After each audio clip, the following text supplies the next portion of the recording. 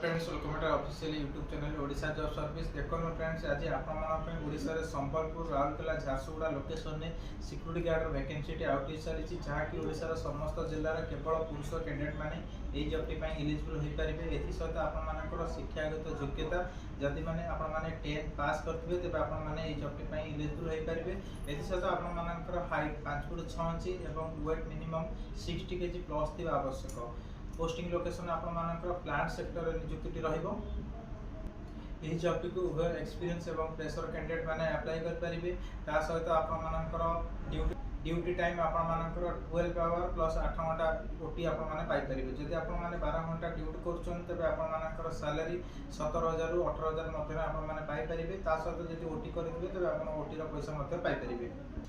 यह सहित आपर जो मानी सिलेक्शन होती संबलपुर झारसुगुड़ा राउरकेला स्टील प्लांट आपको रही फ्री ऑफ कॉस्ट घर और खावाई 3 ओडी सुविधा कैंटीन व्यवस्था।